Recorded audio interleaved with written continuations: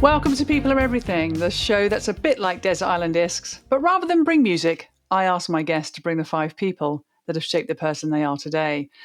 And today we are joined by Damian Baetens. And talking about music, he is a music man through and through. We worked together for a long time, as you'll come to hear, when I did my stint in the music business. And but he's so much more. It's like I could listen to Damien for hours. He has a beautiful accent from Newcastle. I love his voice, and he has such an interesting career journey. And also the kind of things he shares in this conversation are deeply personal, and I think reveal very much the person he is. So I know you're going to enjoy this. So sit back and relax and listen to the gorgeous Damian Baetens.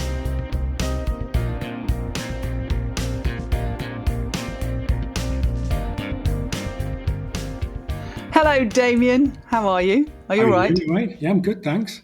There he is.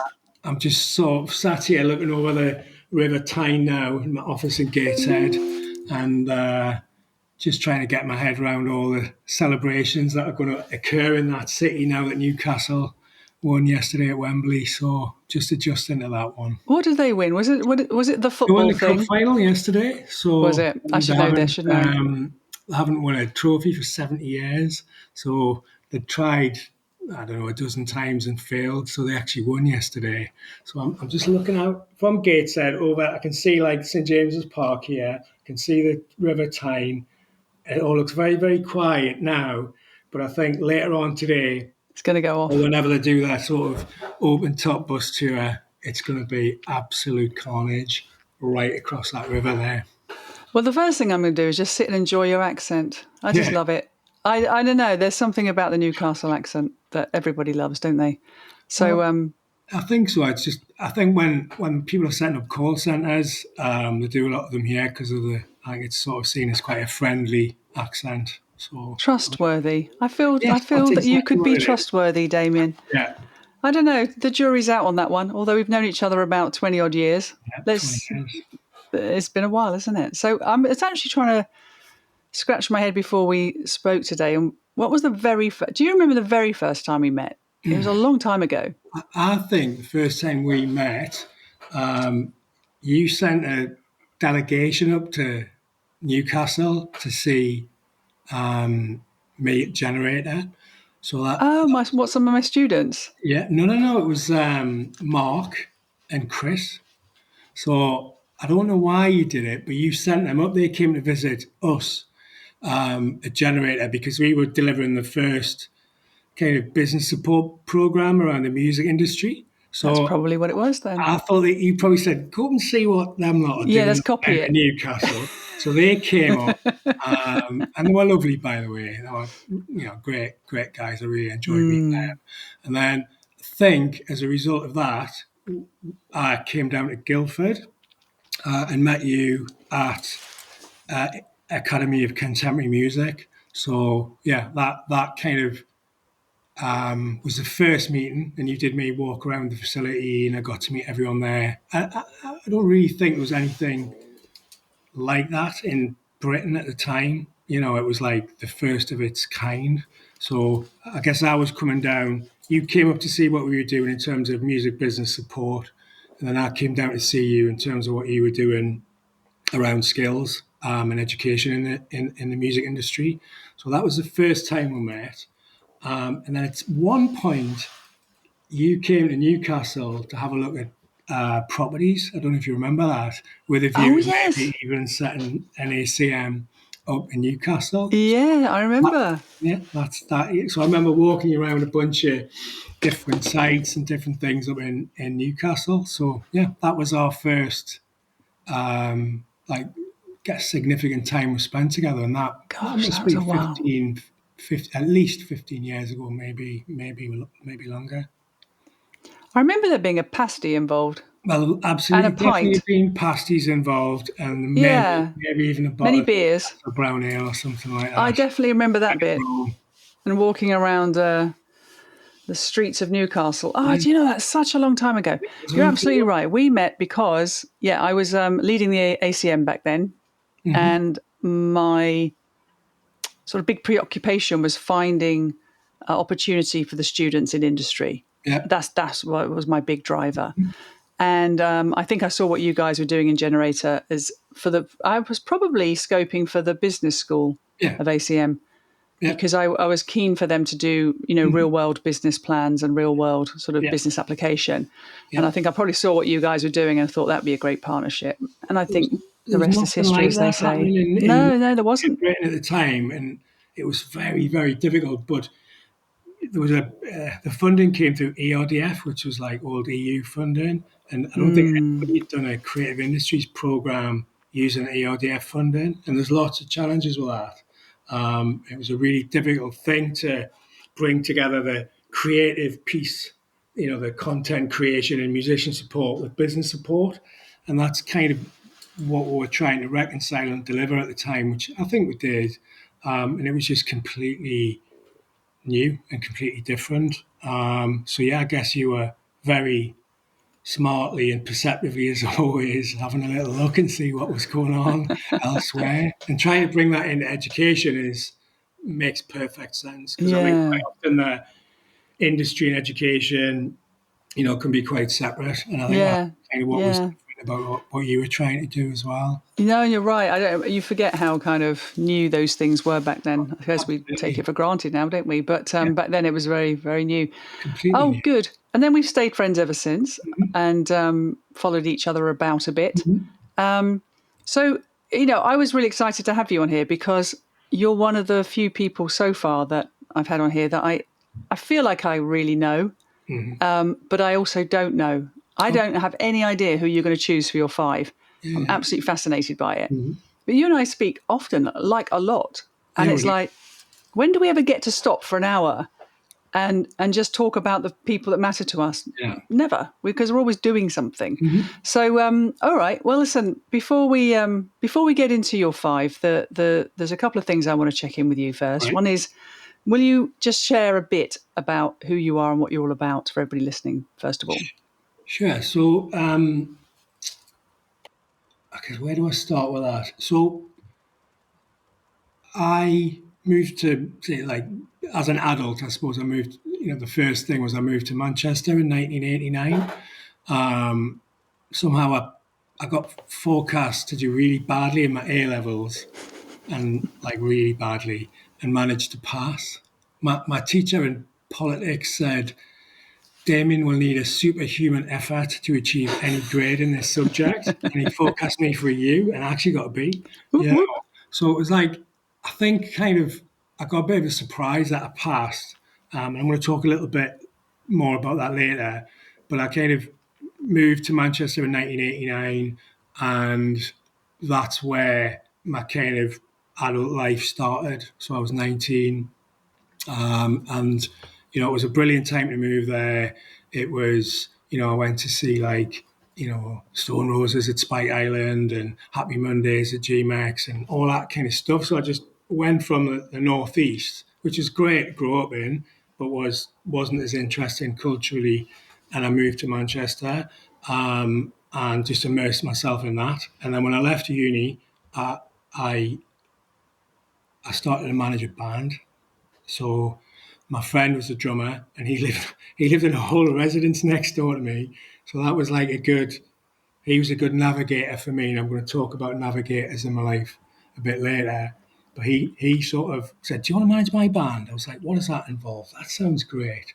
So I started managing bands in Manchester, and then moved to London, and that's really where I kind of became much more sort of professional and serious in terms of the music industry. Signed a couple of acts to major labels, and did that music industry side for real.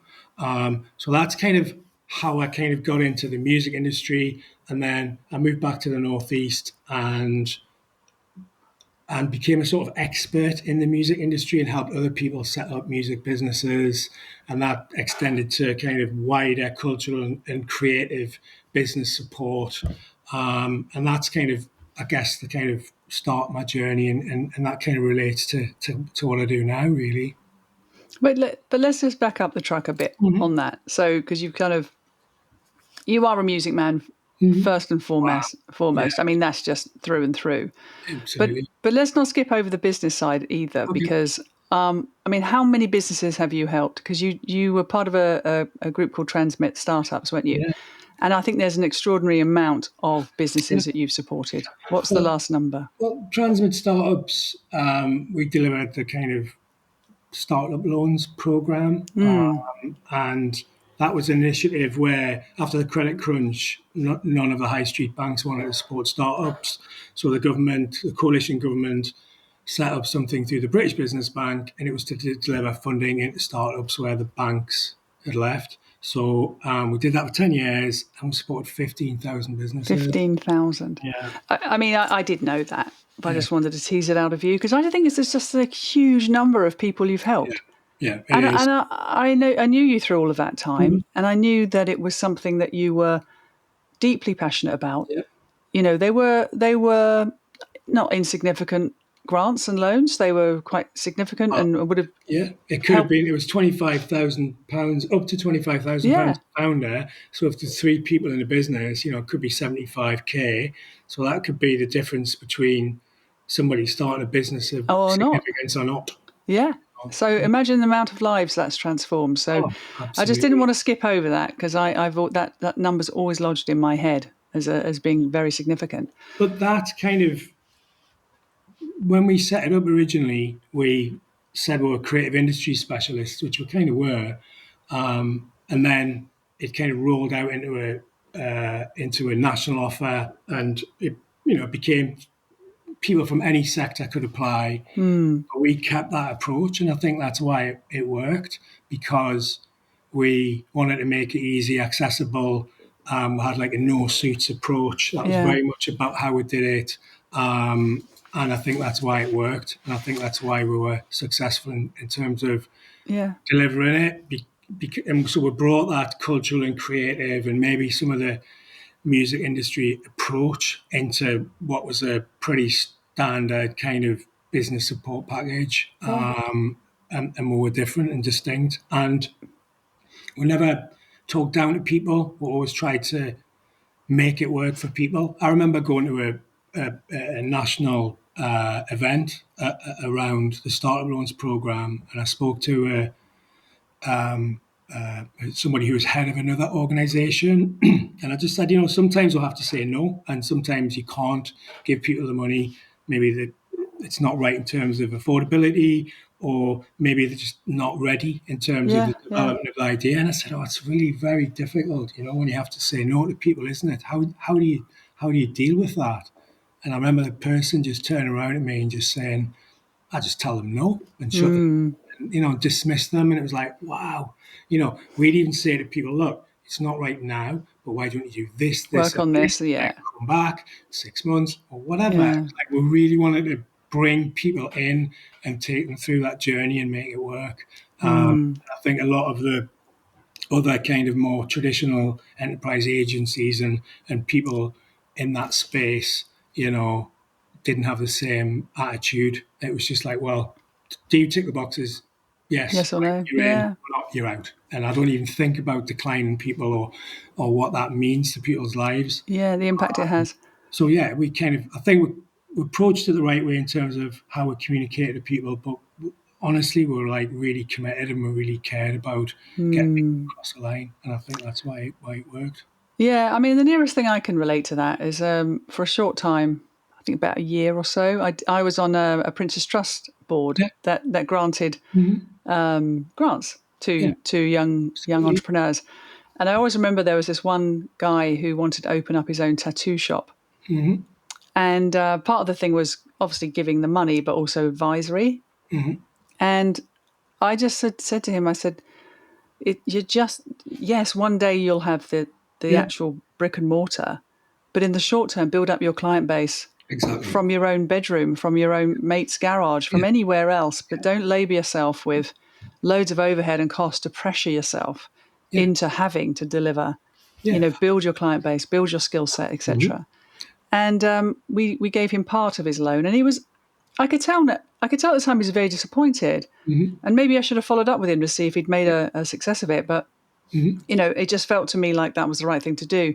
But you're absolutely right. How you let someone down, Yeah. how you say no, it's a measure of you and your values and principles, but it also can be the difference between lifting somebody up or completely crushing them. Yeah. So I Absolutely. totally believe in, the power of words and that it can have such impact. Yeah. So all right, well listen, that's kind of given us a flavour of you professionally. We're going to get into who you are personally, but before we do, how did you find this process? Because I've had to kind of a little bit drag you to the table today. Let's be honest, Damian. You've resisted, I did. but I'm very persistent. You are So, very persistent. I think it was just kind of like I don't know. It didn't quite.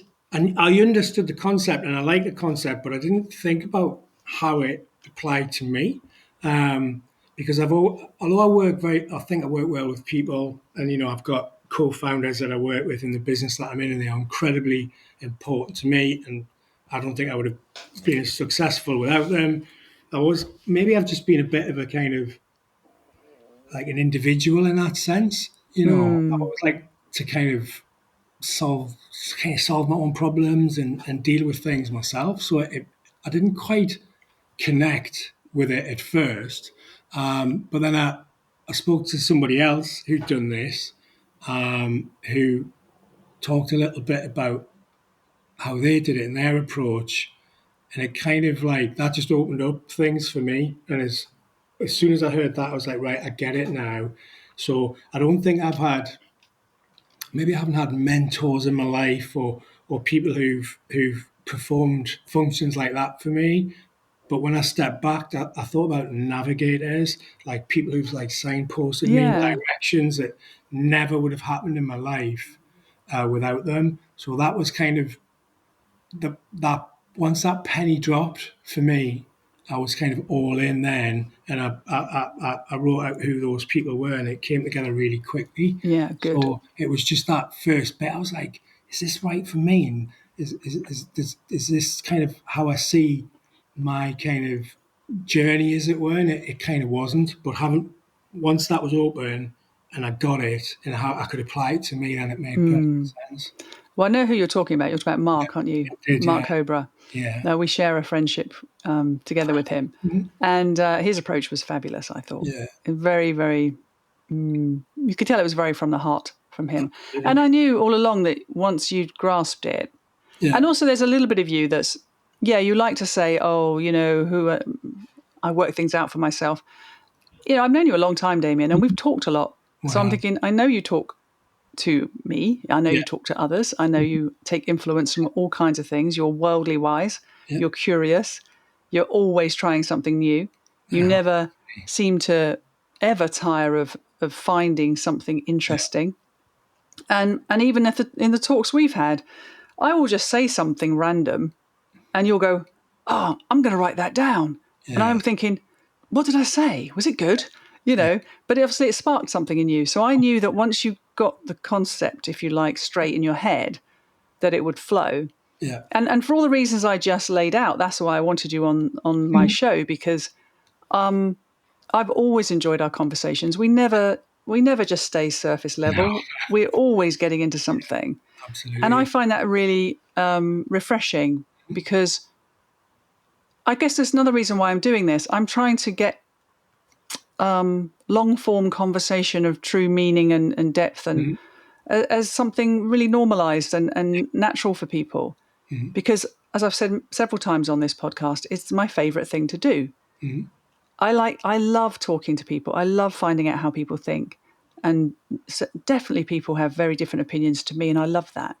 Yeah. And so you and I have always just got into things. So I knew Yeah. this was, there might have been some reluctance. And also you're very self-deprecating. Mm. So I there think would there's have definitely been a something part of you going, either a shyness yeah. or something reserved at certain points, with me. And And I once I'm thought, in, I'm okay. But yeah, getting in is, it's difficult, I think. yeah. So here I am. I've dragged you here, kicking and screaming.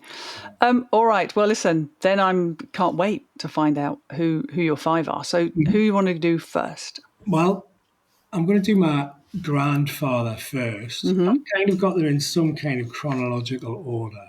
But my grandfather was called James Nicholson. He was like the oldest child in a family of seven who grew up on the Fish Quay in North Shields. So that must have been a really kind of tough environment. And for him to be the oldest in that family, I think there would have been a lot of kind of responsibilities on his shoulders. So he grew up in on the Fish Quay. His dad had a pub, so it must have been a pretty rough and tumble environment for him. But when he was 17, he won a competition to go on a worldwide sort of schooner trip. So they left from North Shields and he won this competition and off they were going to travel around the world. And I've got all the clippings on my wall in the house from him, from the local paper and everything. And it's just so fantastic to look back on that. But what actually happened to him was the one he got as far as the Scilly Isles, which is obviously a set of islands just off the coast of Cornwall, and he got shipwrecked. Oh So no. that's as far as they got. He got shipwrecked on the Scilly Isles, and that was the end of his worldwide trip on the schooner.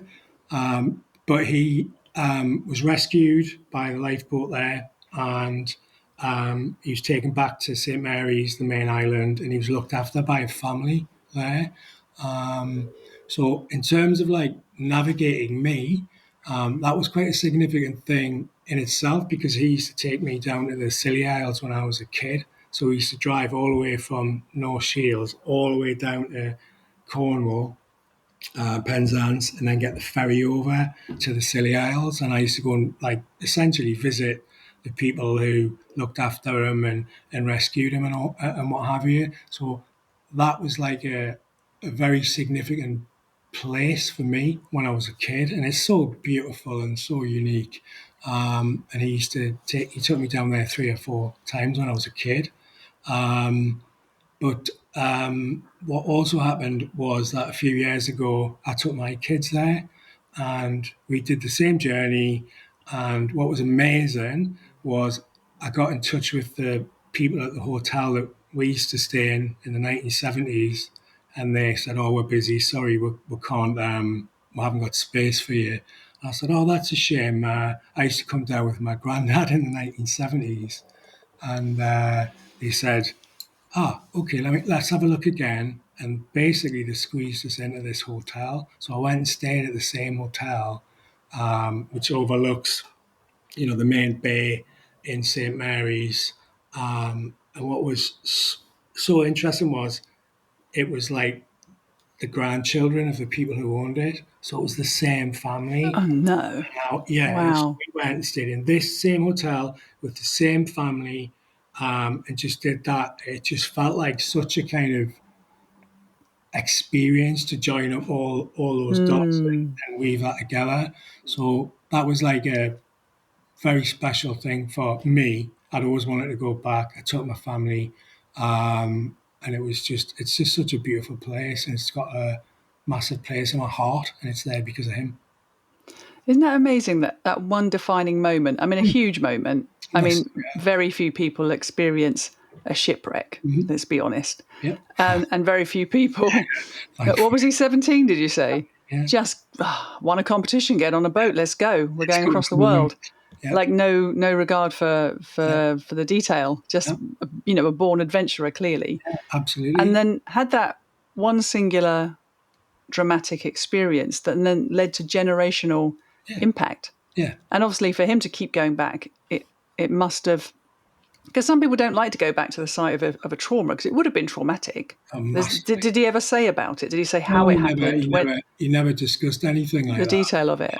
You know, we when we went back to the Scilly Isles this time, we went into the lifeboat station, and there's still a kind of plaque on the wall about his shipwreck. Well, no way. He showed me all those kind of things. There's a museum there with details about it. So we had kind of technical details about it. He showed me it. We talked about that, but he never talked about what that meant to him as a kind of personal impact, really, or emotionally, or anything like that. I don't Yeah. think my granddad would have spoken like that, really. That generation No, didn't really. absolutely not. It was just like, hey, look, Yeah, I it was got in a shipwreck. shipwrecked. Hey, there's a plaque on the wall. Here's a newspaper article. Here's this. Here's that. That Yeah. was just kind of like, you know, just a regular kind of occurrence for him, I suppose. Yeah. But it says so much about him in the Yeah. not saying about it. No.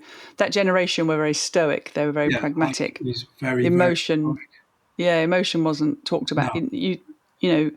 Obviously in 2025, I'm sitting there going, well, how did it make him feel? Did he feel vulnerable? Did he feel it? And you'd have gone, no, I just had a shipwreck. Just, Yeah. the boat sank. Yeah. But on a significance level, he may not have discussed how it made him feel or what the experience was like, but clearly it had a big impact on him. Massive. Otherwise, he wouldn't have kept that sort of story alive, Yeah. and you wouldn't be keeping it alive today. And I was talking to someone in a recent podcast regarding storytelling and the power of storytelling and how it shapes us and it's everything, isn't it? Like we can get into this as deeply as you want, Damian, but it's like this whole idea of legacy and longevity. Yeah. What is true? What is true legacy? And it's to be spoken of generations to come. Here we are talking about your grandfather. Yeah. I imagine he's long gone now, Yeah. Absolutely. and we're still telling the stories of his stories. And I love And that. I just think I it's took great. my kids there. I mean, they were Yeah, of teenagers. So it's a course. bit like, whatever, Yeah, but when they're older, But when they're older, maybe they'll do that as well. yeah, I love it. It's a very, very special place. But also in terms of his legacy is an interesting sort of way to think about it as well, because when I was kind of, I don't know, about 15 or 14 maybe, my kind of parents separated and we were left in the lurch as a family, and my granddad like went back to work full time. So he'd retired, and he went back to work full time, and basically supported us and kept us in the house and gave us that kind of stability that we needed at the time. And so, as well as navigating me to this like incredible place, which is still part of my life and hopefully part of my kids' lives, he also did that kind of support.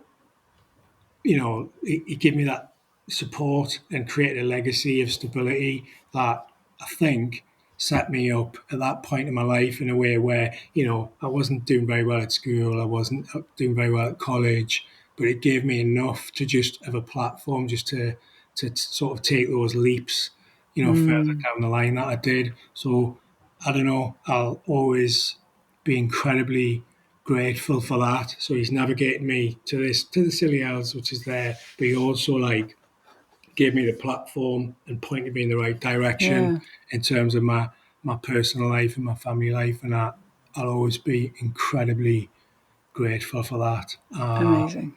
And that's what I needed in my life at the time, and he set me up and set me off in the right direction. Nice. Well, good old James. I like the Oh, sound he's of him. fantastic. Well done, him. All right. Okay. Well, that's number one. Let's get to number two.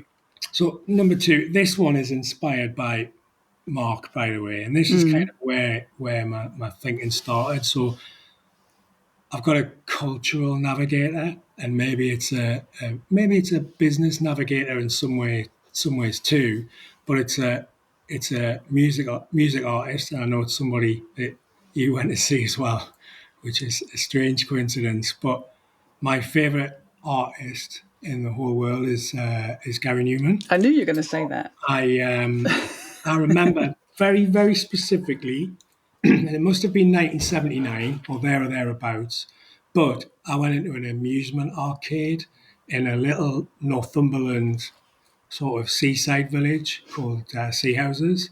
And I remember literally walking in and hearing Our Friends Electric on the jukebox, and I can still see it and hear it now, and just walking in and going, wow, what is that? It's like it sounded like something that arrived from space or whatever. And Yeah, yeah, it was just a massive moment for me that I was like, what's this?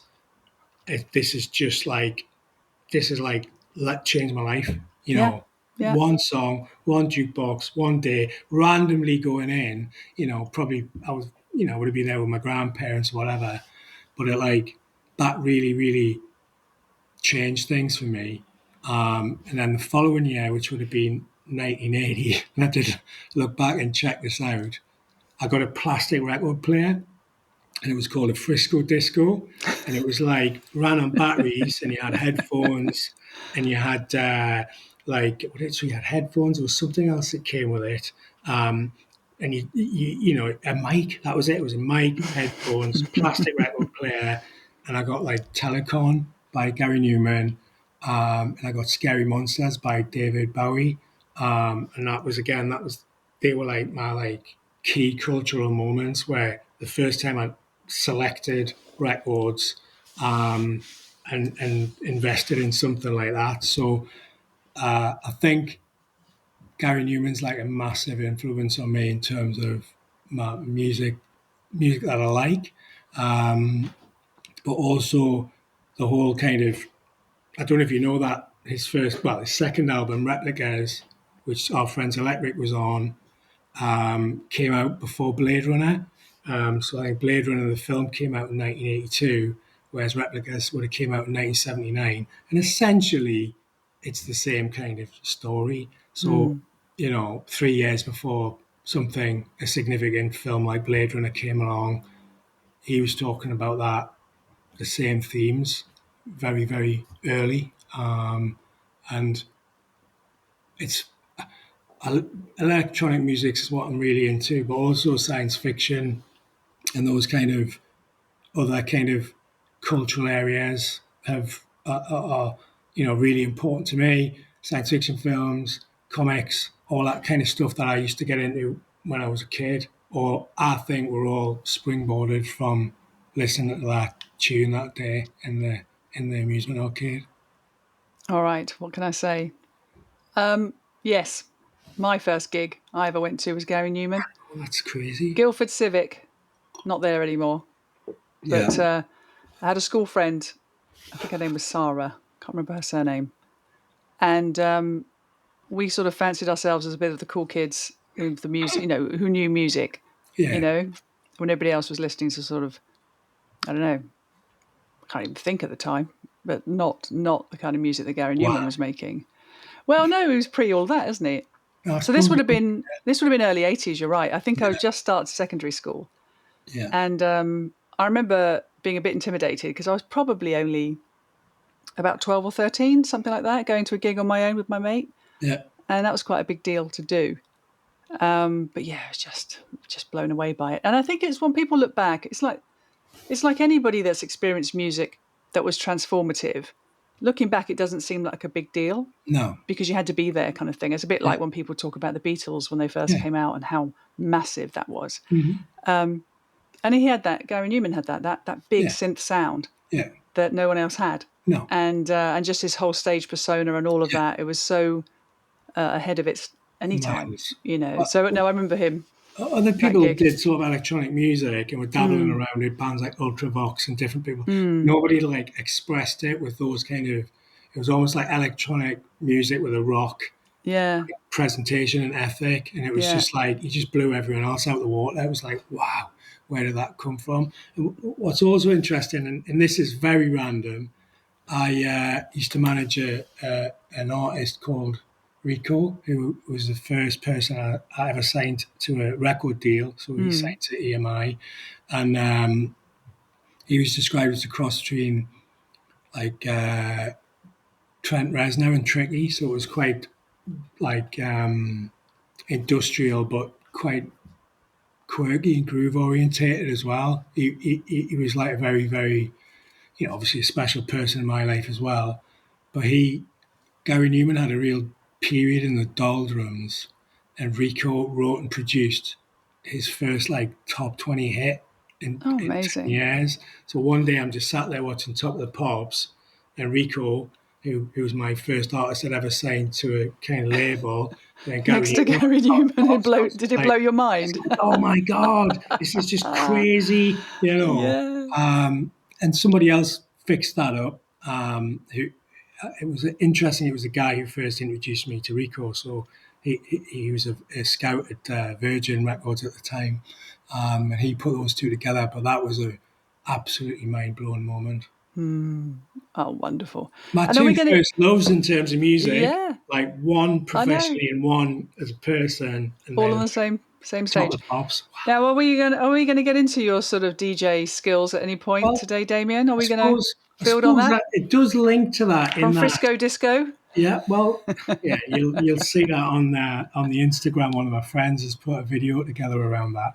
But I kind of I went to somebody's 50th birthday party last year, and the music was brilliant. She's into the same things I'm into, professional Gary Numan, all that kind of electronic, stuff. And I loved the music, but it wasn't, to me, it wasn't sequenced right. It wasn't put together right. It was like, Stop and start. Yeah. yeah, exactly. And I just thought, oh, I would love to have DJ'd at this kind of party. And that was it. And then one of my friends runs a venue in North Shields where I live. And he just said, "Oh, my venue's really quiet during the day." I was like, "Shall I come and play some records?" He was like, "Yeah, that's a great idea." I was like, "Well, I don't have any equipment or actually any records anymore." But that kind of that was a commitment to do that. So I'd kind of crossed the line really. And then he came back to me and said, "Well, if the place is just open, then you have a mixture of people who want to listen to music and a mixture of people who don't, who just want to have a drink, and it doesn't work that well. Shall we ticket it?" And I was like, "Wow, ticket it? Okay, right, yeah, let's do it." So when you ticket an event, you have to go right. You have to give it a name. You have to like create flyers, artwork. You have to just do it properly. So from like literally one conversation, within 6 days, I'd booked a venue. The venue was booked, Yeah. tickets were on sale, we had branding, everything was done, and it was happening. Yeah. So that happened really, really quickly. And this was like the first week in January this year. So my first event is on the 5th of April. Um, it's sold out, which is incredible. And basically, that's called Electric Daydreams. So the idea is to just have a Yeah. day club for grown-ups and just play sort of 80s electronic synth classics, and then do some like early kind of 90s dance stuff as well, like the things that I would have heard, say, when we are at the Hacienda in 89 and 90 and stuff like that. So, yeah, I did it. And I've spent hours like doing playlists, and it's been a lot of fun. But on Sunday, this week, I just finished. So programming 5 hours of music, and because it starts at 3 in the afternoon and finishes at 8, like programming that is actually quite an extensive task. And again, I'm not just somebody to kind of throw it out there. I have literally been through, I don't know, 7 or 8 versions of that to get to the point where I'm at now, where I've got the whole thing sequenced and I feel really confident in doing it. So Well, I'm really looking forward to it. We'll see what yeah. happens. If I love it, I'll repeat it. But if I don't, I won't. We'll just see what happens. But I've really, really enjoyed the process. I bought myself some Pioneer decks and just gone for the whole thing. So what it has done is it's reminded me how what the music why I was into the music Yeah. business in the first place, and what my real motivations were. It's reminded me about that, but it's also reminded me how if you've got an idea and you want to manifest it, how quickly it can happen. If it's And the right thing. yeah, it Yeah. is. You Yeah. know what my son said to us a week ago. He said something like, "Oh, Dad, if you put your mind to things, you could do anything, couldn't you?" And Oh, nice. I was like, wow, So if nothing else, it's just kind of saying, look, if you've got an idea, you can make it happen, Yeah. and you can roll it out, and Yeah. you can do it. It works great. If it doesn't, no big deal. But like that was kind of for him to say that to me meant a lot. You Yeah. I know, can imagine.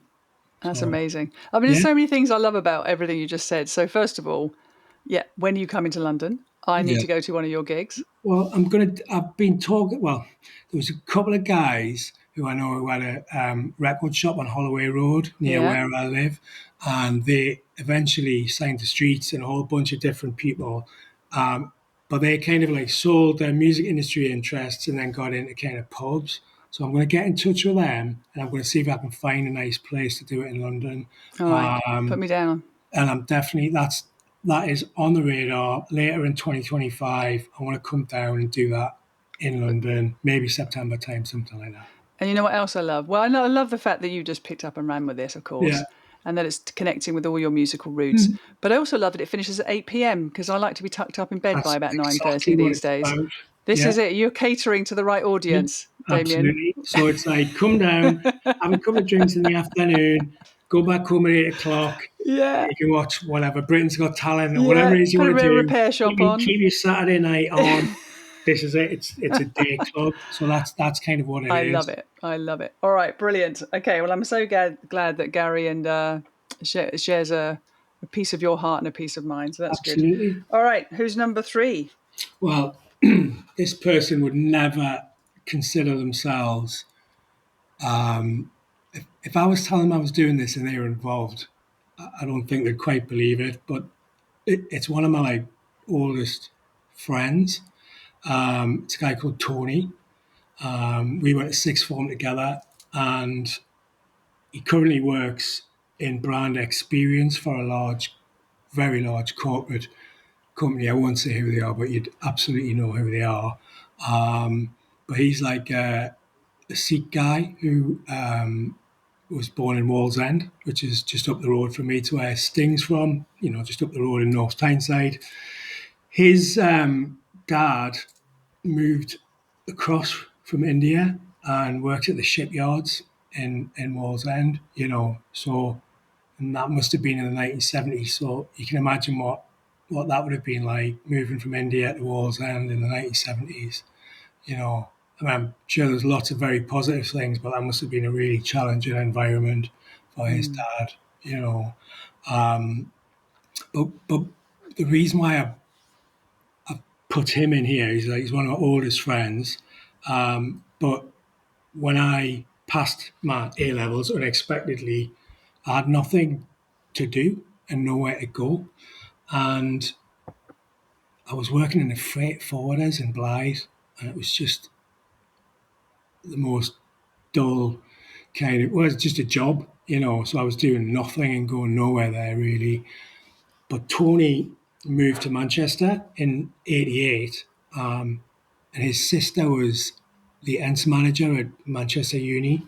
So she was incredibly well connected on the cultural side. So what happened was he moved to Manchester, and then I went to visit him. And it was just, again, one of those kind of life changing experiences. He took me to the Hacienda, and we just did all these kind of like Manchester kind of experiences.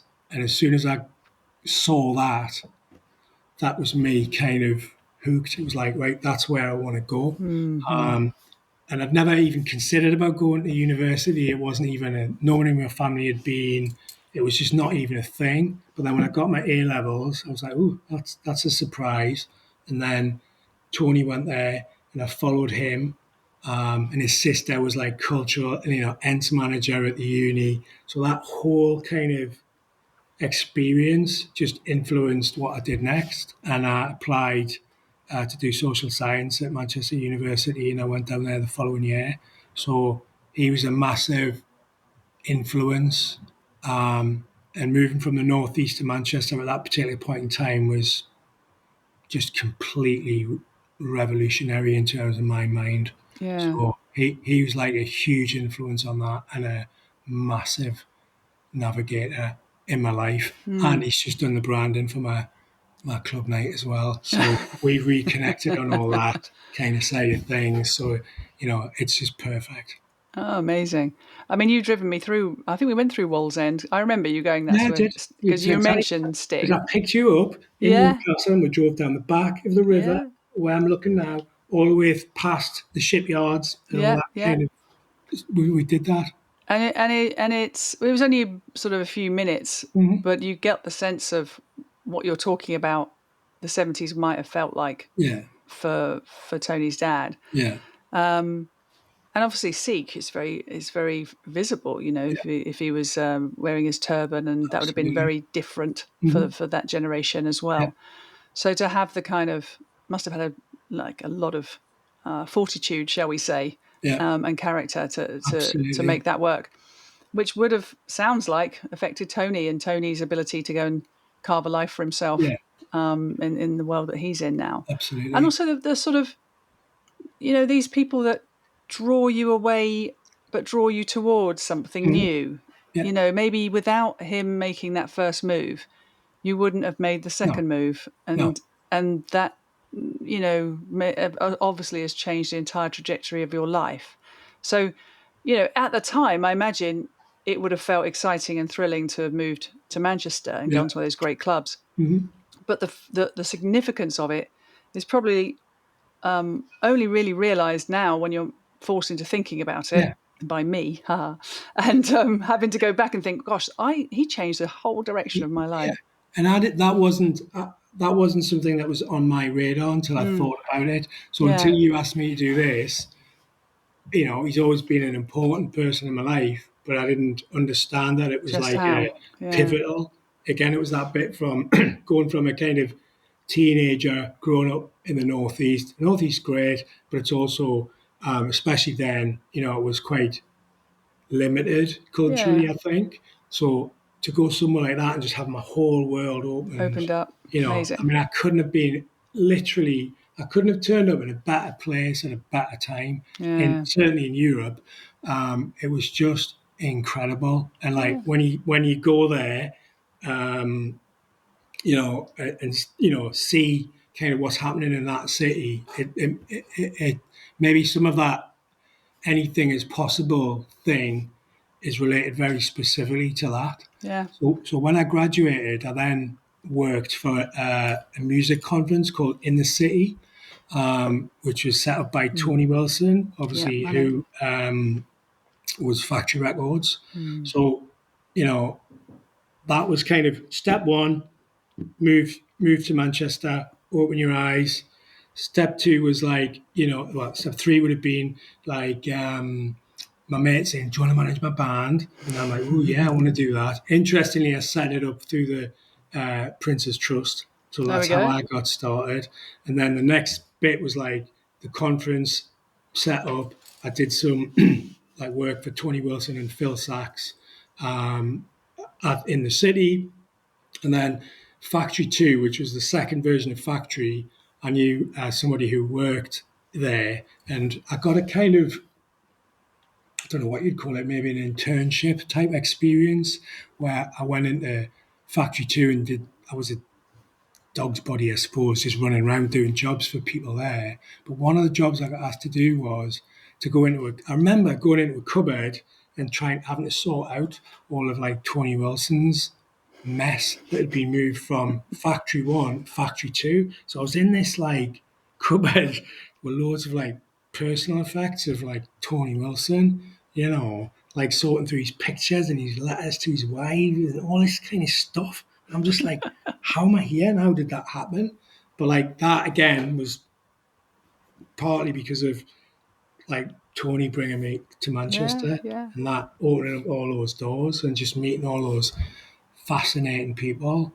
And I think Tony Wilson and Phil and all those kind of people give you that kind of belief that anything's possible. yeah. And I think that's where that came That all from. started from. Fabulous. Oh, well done. Okay. One day you can tell me privately who he works for now. I'm intrigued. He might come on here. He might Well, talk about you. maybe, You never yeah. know. Well, he's on that James Nicholson show. Oh, So he okay. does that as well. He's one of the kind of dull men on that. but he's actually the least dull person that I know. Yeah. Okay, right. So he has a I will corporate be. job, but he also has a Yeah. kind of TV personality as well. All right. Well, I'll be on your case about that. All right. Let's do. That was Tony's. Let's do number four. Who's number four? So number four is a guy called David who is London based. I met him in the city. He was one of the kind of founders of the Music Managers Forum. Mm-hmm. And I went to a meeting about that in Manchester in the city. David was there, and he kind of we got to know each other. And I visited him when I was in London, doing kind of music business related things. One thing I remember, I did this kind of music industry training course, and it was on a boat on the Thames. And there was all these kind of famous music managers came down, and like Peter Grant, who managed Led Zeppelin, came down and did a talk about managing bands. And I'm like, wow, there's probably like about 20 of us there, you know, and I'm sat there in front of like Peter Grant, who's just like a legend in the music industry, you know. But he's quite old at the time, but he, you know, when he was young, he was like almost like he looked like a giant haystack. So he looked like a wrestler or something, but he was older, thinner kind of guy then, but he still had these piercing eyes and, you know, he meant business, you know. So I did all these kind of fun and exciting things when I used to visit London. And I visited David, and he sort of said, why don't you come down and work with me in London? And although I love Manchester, the reality at the time was it was still quite provincial, not in terms of artists or bands, but in terms of business and music Yeah. infrastructure. There Mm-hmm. wasn't that many managers there. I mean, you had the guys who looked after Simply Red, but apart from that, there wasn't really that much music industry there. Yeah. Yeah. My friend Caroline was there. You know, she managed Interstellar and World Twist and what have you. But again, they were few and far between. Mm. Most of the industry was still in London. So, and because I was like not from Manchester, I was from the northeast. You fit in, but you don't quite fit in. You're not really, you know, one of the Manchester music industry bods, and you Yeah. can't be. Whereas when you move to London, I think, you know, oh, there's a structure there, but nobody's really that concerned about where Mm-hmm. you're from, as it were. Um, So I moved to London and worked with David. He had an interesting history. He was played keys in the Gang of Four. He was in a band called Blue Zoo. Played with Hazel O'Connor, but he was managed by people like Simon Napier Bell and Jazz Mm-hmm. Summers, who were like big sort of music industry managers at the time. But when I moved to London, I didn't have any money. So it was kind of a way to get to London, have an office, work with somebody who's an older, kind of more respected person in the music industry, and get started. I don't think my music industry career would have happened otherwise without David, and I'm very grateful for that. I brought things to him. I was young, I scouted bands, I brought things in that he wouldn't have had the opportunities to work with. But that was the move to London. That was when the music industry became serious for me, and we signed artists to major labels, and that it became a real thing. So that Mm. manifested into a reality in London, and David was a massive part of that.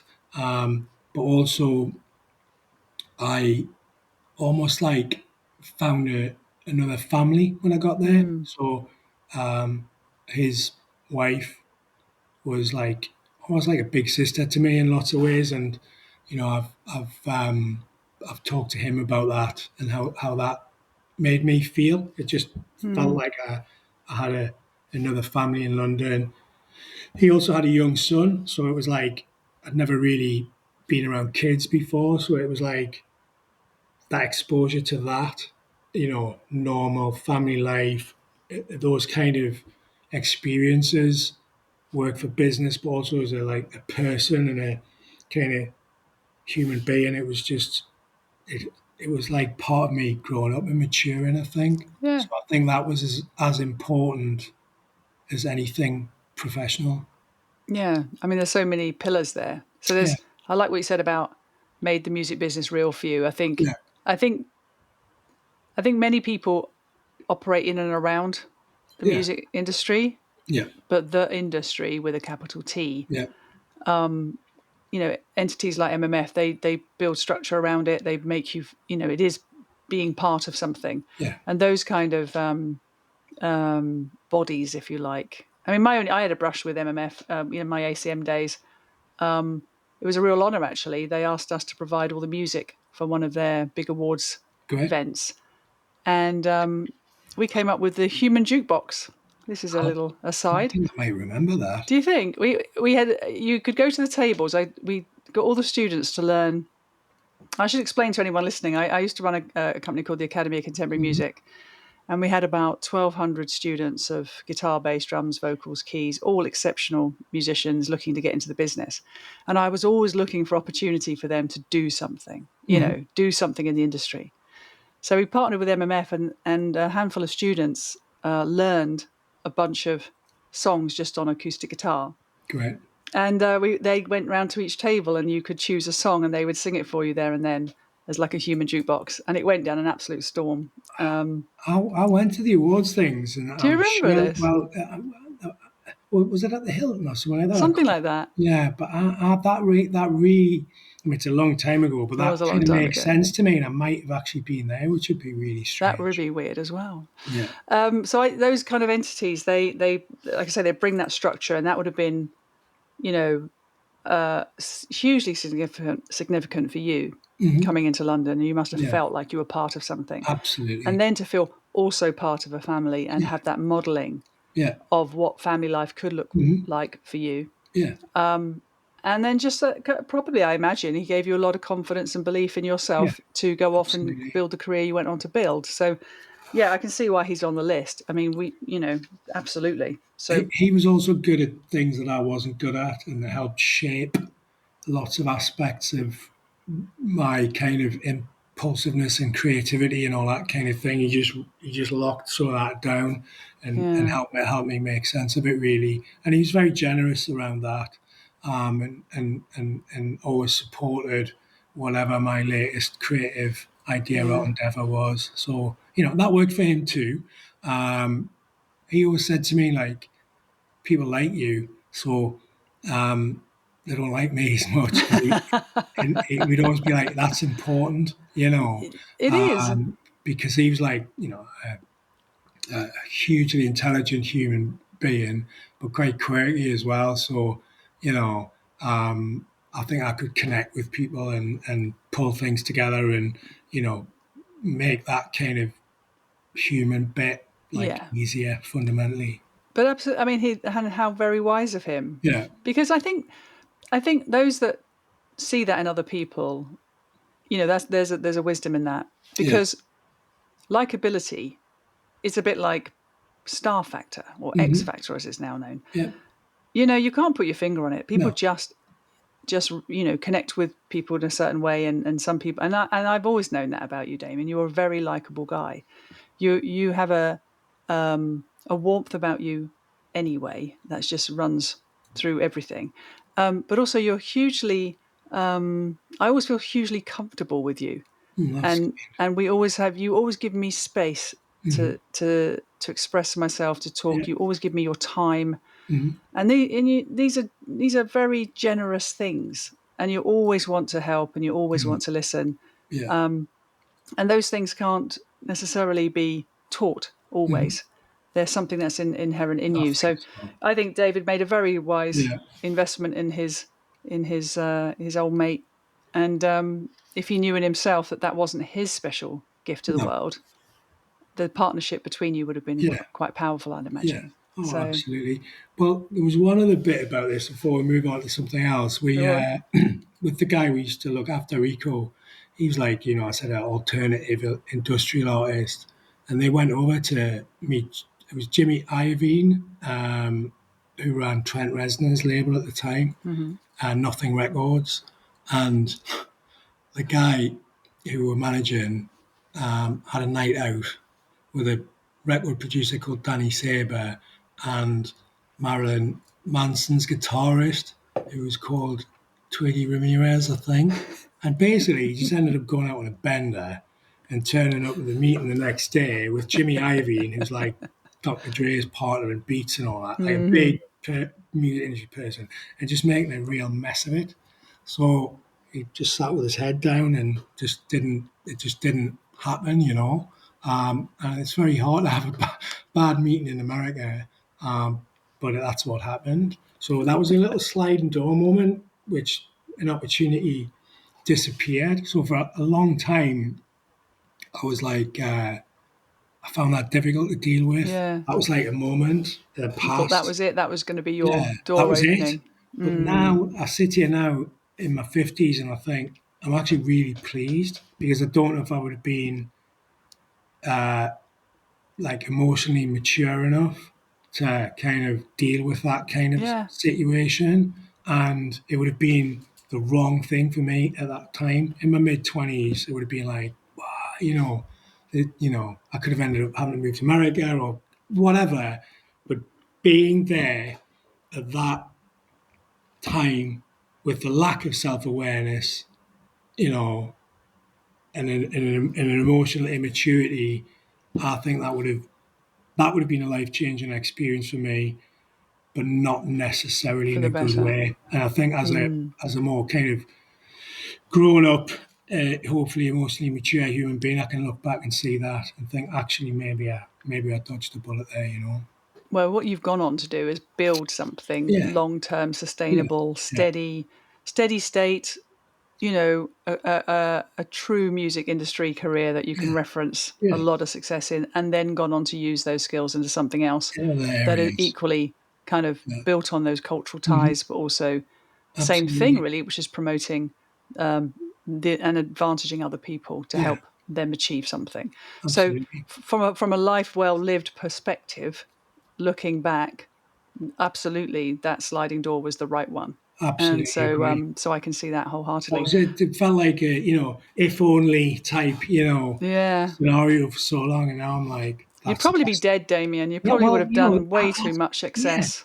I see so many people casualties Yeah, in the music industry, and all that kind of stuff, and I'm like, yeah, wow, that would have what would have happened if I went down that road with the kind of like obsessive kind of approach I took to the whole thing at that time. Plus, I was never really into like some of the excesses of the music industry, particularly, but that's a whole different scenario, and you just don't know what it is or where you might yeah, end up. So I'm actually very grateful for that because I've got so like not only kind of professionally, like I became a bigger fish in a smaller pond, which worked for me, but I was also able to build a family life for myself, yeah, which is what yeah. I'm going to talk about now.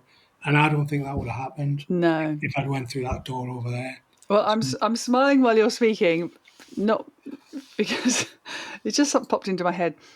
I had a music career Yeah. from what I think 14 to 24, Yeah. something like that.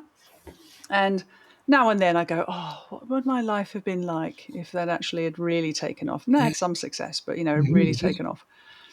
And Catherine always says, "Baby, it would have been a disaster. You'd probably been dead or something. You Yeah. would have. You were not. You were not ready for that world. Yeah. There's no way you could have Yeah. sustained a career in that. And I'm glad you weren't successful." And I Yeah. was like, and she says it in the right way, which Yeah. is, she recognized in me Mhm. that I would have been eaten alive Yeah. if I'd Me ever too. actually had to try Me and too. maintain in that world. No way. And we're just softer, gentler people, aren't Yeah. we, Damien? And It I just would have been too much. too much. So I'm glad. I'm glad for both of us.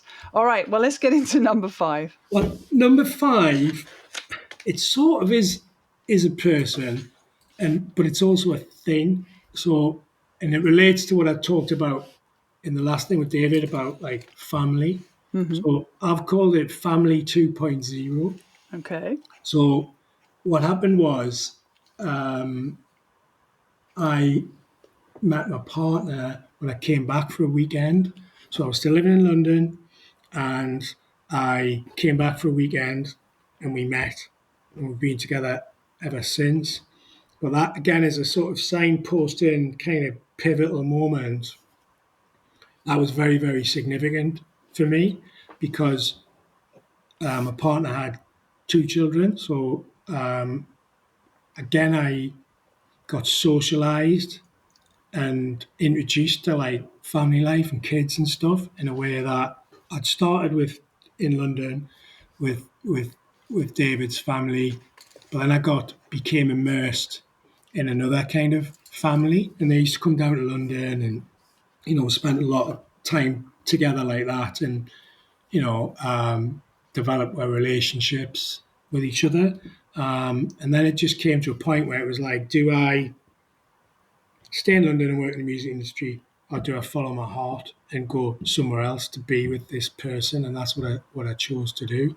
So being welcomed into that family with open arms by my partner plus the kids was just maybe more significant than anything else that had happened in my life up to that point. Um, I had a difficult time when I was in London, although I was like successful and I'd signed artists to a major label and different things. I was like burnt out, and I got diagnosed with having chronic fatigue syndrome. So I was kind of struggling a little bit at the time. I don't think it was chronic fatigue, and I'm going to tell you a little bit later about what I think it was. But I was just a bit broken, by that experience and by not by the just by the music industry, but the way I was forced to live at that. To survive in that environment requires an awful lot.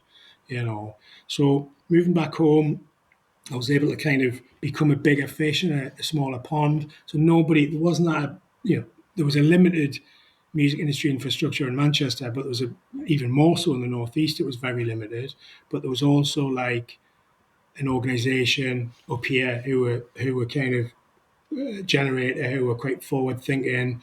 So I essentially came back and I used to teach other people how to set up music businesses. I used to deliver training programs. I wrote, one of the first training programs, for the music industry that was accredited up here by NCFE. So I just became a big fish in a small pond, and that worked for me. So family, living with a family, being part of a family, being a bigger fish in a smaller pond, that was just the right place for me. And although it wasn't expected, I became a dad. So that wasn't on my radar, and it wasn't why I was here. It wasn't what I expected. All those kind of things happened as a result of that navigator bringing me back to the northeast. Yeah. So I'm like very, very grateful for that. And everything else that I've talked about, they're all important things, but that's the most important thing fundamentally, isn't it, really? Well, I know that family means everything to you. Yeah. I think back to all our conversations, I think it mostly centers around that. Yeah. And so I'm not surprised that it is a subject and your partner as a navigator to that Yeah. is on the list. Yeah. And we have talked a lot about, your career and your career impact, but I imagine you're most proud of your impact as a father, I think. Yeah. Absolutely. Um, And also because it was like, I think, because I had a difficult time when I was growing up with my kind of family, and particularly my father. I think I'd kind of pushed that out. It was like, well, I'm never going to do that, and I'm going to run after this music industry fantasy, or this is how I'm going to like validate my life and everything. It was all about that, yeah, And I think in the end, that's one of the reasons why, I was extremely driven, but also maybe obsessed with that, and not necessarily in a healthy way in retrospect. So being part of that family, and being welcomed not only by my partner but also her children, that whole thing just is, I can't even sort of evaluate like the impact on that, because if that wasn't there, I wouldn't be who I am now. I wouldn't be dad. I wouldn't have all those things. And that's like whatever I do on the planet from now on, nothing will be more significant than that. Yeah. So I feel like successful, if you, that's the wrong word, Yeah. accomplished or whatever it is, satisfied, Satisfied, content, whatever it is. I maybe. don't know what the right word Mm. is, but that landing there, you know, and being part of that is the most significant thing in my life, really. Well, when you grow up the way I know a bit about your Hmm. upbringing, and we share a sort of common ground on that as well. So I can talk from experience. I think Hmm. when you grow up without family grounding, Yeah, um, I think deep down we just search for it everywhere hmm, we go.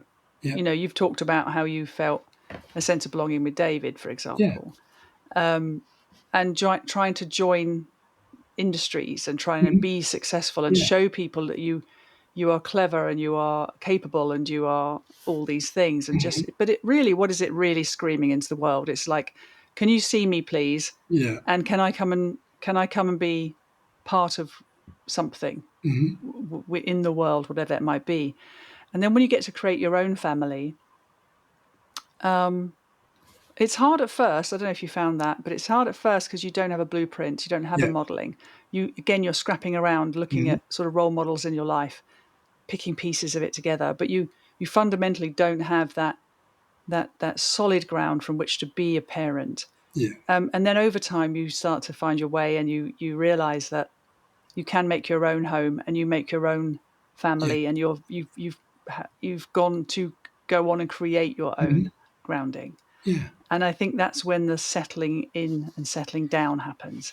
And yeah, that's when the contentment comes in hmm, and the satisfaction and all the kind of, and I got my new favorite word, Damien, is peace. peace. I'm loving the word peace. I said to someone recently, every time I say the word peace, my shoulders just drop a little bit Yeah, more. I think if you come from a chaotic childhood, a difficult childhood, as we both did, uh, peace is something that's really yeah, aspirational. yeah, And I think it does start at family. It starts at home. mm, So no, I know exactly where you're coming from with that, and I'm glad you made time for it today to sort hmm, of introduce that, because I do know that about you. yeah. And we could have easily put another I could have definitely, and fifth person of, I did debated yeah, I whether can this imagine was you did. relevant or whatever. But Yeah, also, you said something there about contentment, and like some days I just feel really content, it's great, and isn't it? what you said there, which maybe I hadn't thought about that much, is some of that pleasure and contentment is derived from not really having that when I was growing up. Yeah, So I really appreciate it. yeah, It means a lot. I do not take my like family and the love I get from them for granted for one yeah. second. It's everything. It is Good. absolutely everything. Well, I'm glad we finished on the five on that note, Okay. because it leads nicely into my next question on the format, which is all of those sort of five people and entities. So if we think Mhm. about family as an entity now, how they've navigated career. I'm kind of, it's like a visual pinball for Yeah. me now. It's like Damien went that way and ding ding, and then he Yeah. went that way, ding Yeah. ding. You get my point. You're like, I it's a do. navigation path. Hmm. But when you look back and you thought about those five when you were preparing for today, could you find things that you can see have been carried forward in you from those people? Do you see attributes or traits or behaviors or anything that came from them that you now recognize in yourself? Okay. Well, if I go, if I go back to my granddad, I suppose we were very, very different. He was like working class conservative guy. He came from a very, I guess, low kind of socio-economic kind of group. Like that's how he perceived it anyway. And I think he wanted to like show everyone. He was desperately wanting to be middle class. Basically, is what kind of he wanted. I kind of was kicking against all that, and so when I was growing up and getting in the music business, that would have been the kind of last thing, that I would have lent towards. But there's things from him that I now value and appreciate in a way that I couldn't have Mm, done when I was like 19 or 20 and in Yeah. Manchester and getting in the music industry. And, that kind of, I suppose you used the word earlier, like stoicism, Mm-hmm. I think one thing I've taken from him is I think I'm pretty good in a difficult situation. If there's, you know, a problem or a crisis situation, I think I'm like, I think I can step up and do what I need to do to help people get through those kind of situations. And I think that's Mm-hmm. something that I can take from him. I was like worry about over. I'm a bit of an overthinker, so I'll always worry about my capabilities in certain situations.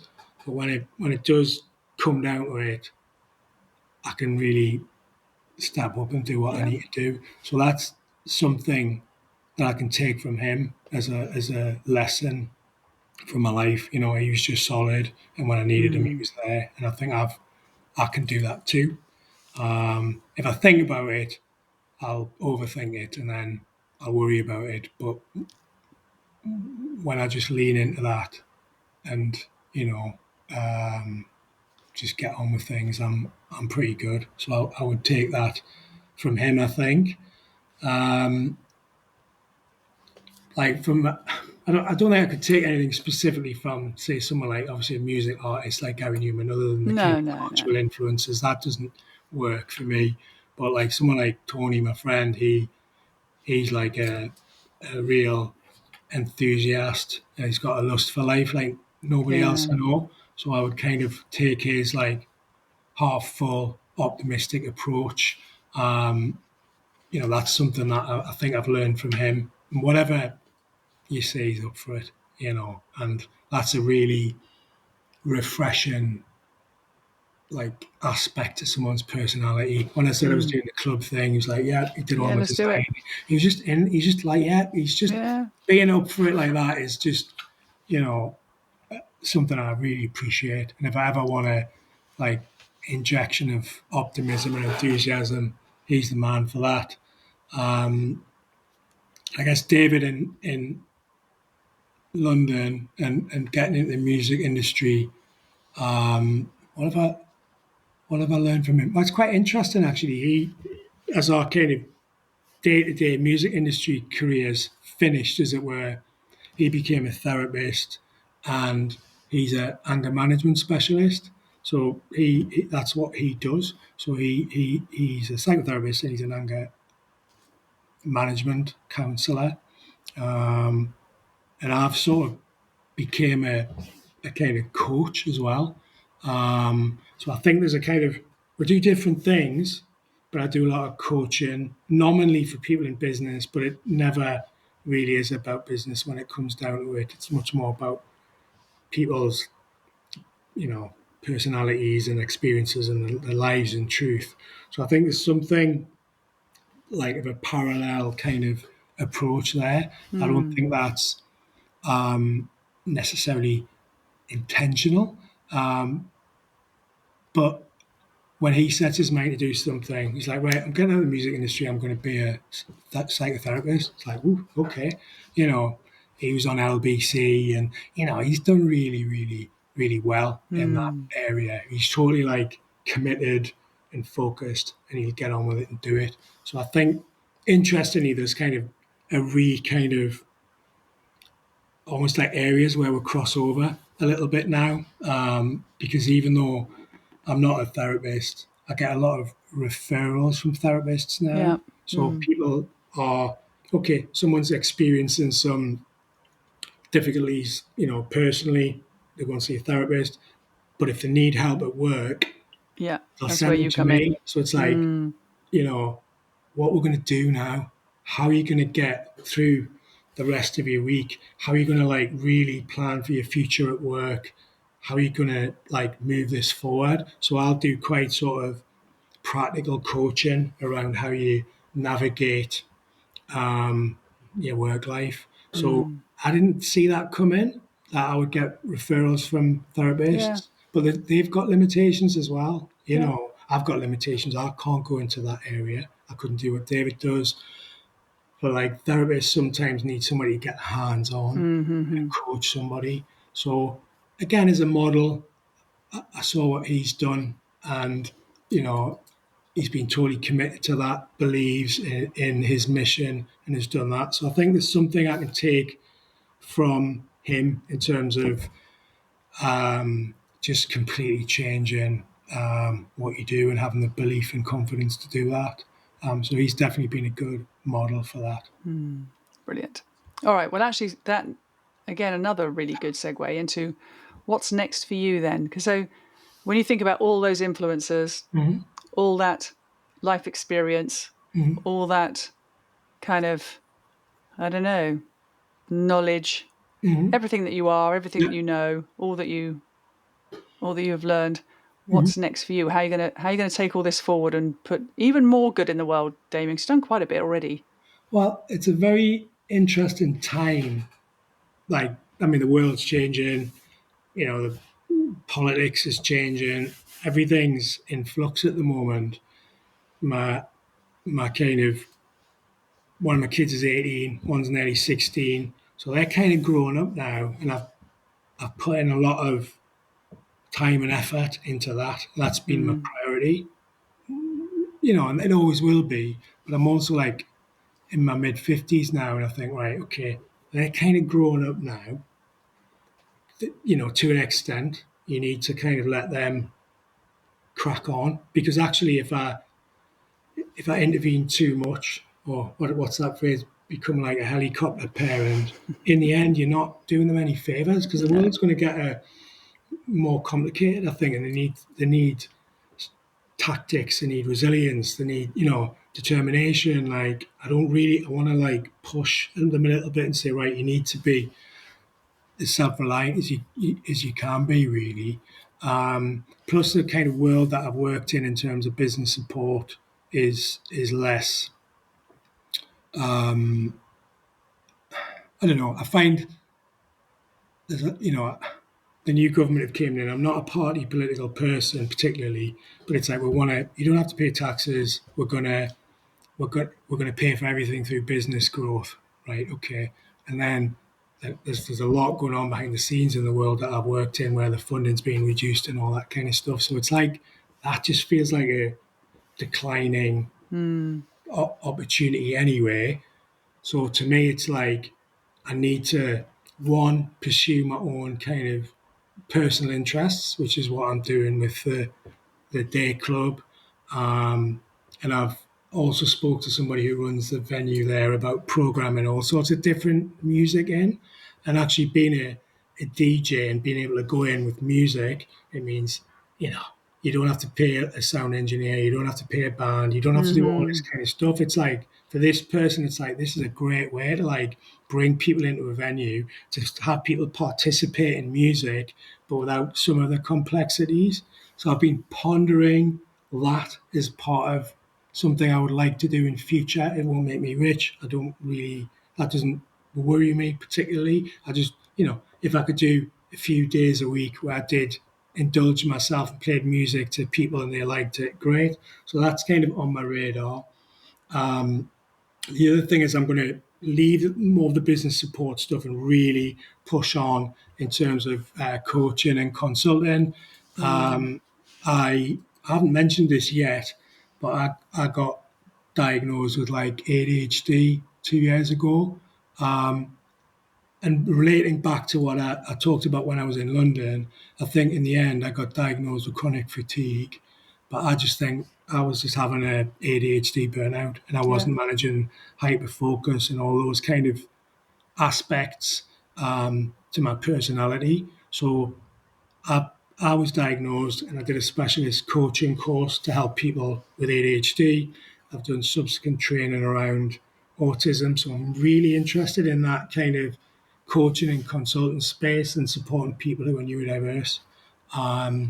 Because if once you know and once you begin to sort of understand what your strengths are, then you worry less about your weaknesses and your Mm-hmm. deficits, Yeah, absolutely. So that's kind of where I'm at now. So I want to indulge my kind of creative music interests. I want to do coaching and consulting with a focus around neurodiversity, and then with my colleagues who I work with at the moment, We got some funding from Innovate UK to develop a kind of app, and that's going to be around introducing e-coaching to people. Like we did a lot of e-learning in the business support space, but I'm really interested in this idea of like people coming on, being able to listen to coaches, get kind of lessons from them, like introduction to certain areas, and then maybe being able to kind of boot coaches and experts through that kind of mechanism. So who's what do I need? Who's the coach? Can I listen to them? Introduce a subject to me? Can I kind of then make that selection positively to move forward and boot that coach? Mm. Because there's a lot of coaching's growing, it's massive, but it's totally unregulated and it's like the Wild West. Hopefully we're going to provide a kind of managed solution with introductions to people and personalities and subjects, and we can help make people make good decisions and generate some work for good coaches. So that's kind of where I'm at. Music, coaching and consulting, and then can we introduce a new piece of like technology or a platform into that coaching space which is going to help connect clients and coaches and manage that journey. So that's kind of where I'm at. I mean, it sounds like a perfect combination Yeah, for everything that you love, believe yeah, in, yeah, are, yeah, and can give, yeah, and I think you could rinse and repeat that until we're yeah, still drinking pints and hopefully yeah. well into our old age, talking Absolutely. about all the subjects that we tend to get into, Damien. So I love that. I think that's absolutely a perfect landing place Great. for you to be spending your energies in for the next Yeah. however long that might be.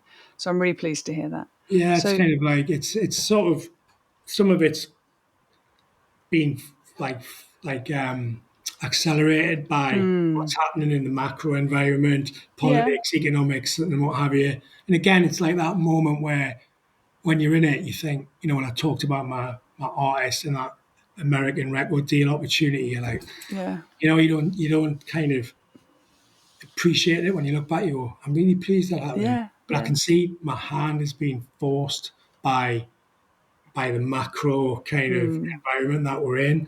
But I think although I'm sort of in the middle of it, I can already see it. I'm like, it's the I right know thing. this is a good Yeah, thing. I need to yeah, start to crack on and do some other stuff and leave yeah. some of that stuff behind. But again, that's a bit that's also speaks to your character as well, Damien. Some people, when they're faced with challenges, they just lean into the challenge and just accept it and Yeah. go, oh, life is hard, it's terrible. Look at these terrible things that are happening to me. Mhm. But and I think we're cutting the same cloth there, which is, here's a challenge, right?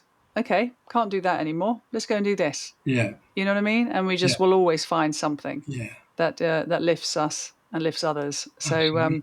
And I I don't turn that think it. around quicker now. It's like I get there, I get like Yeah, I yeah, have 20, like, so, here we go. So for 24 hours, I'll be like feeling yeah. And miserable then and it's like, sorry for okay, let's myself. pick And it's myself like, up. come on, let's Let's get on go. with it. Yeah, And I turn that around quick now. And yeah. somewhere from these people that we've talked about, that's where that comes from, Yeah. really. Well, good. I'm glad. Well, listen, last question then. Hmm. Who shall I speak to next and why? Oh, that's a good question. I didn't know that one was coming, so I haven't Oh, really. we should pay attention, I Damien. should pay attention. Yeah. I haven't really thought about that.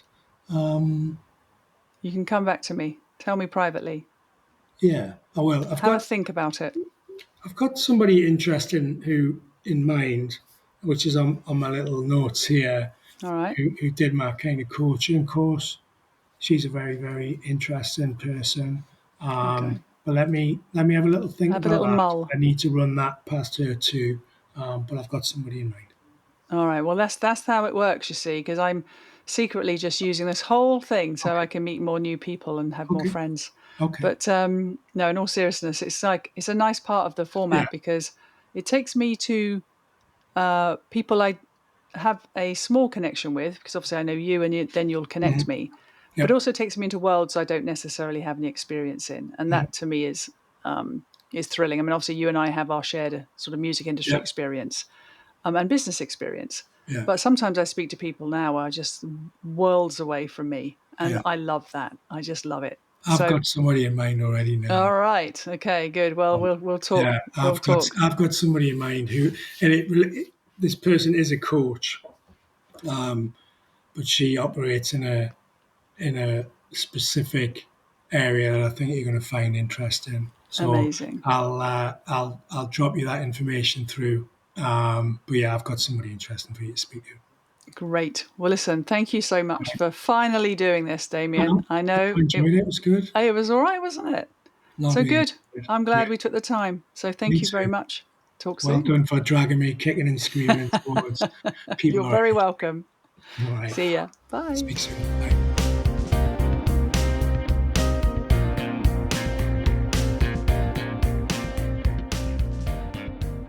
Well, that was Damien, and I'm so glad we did that format, the kind of signposting format.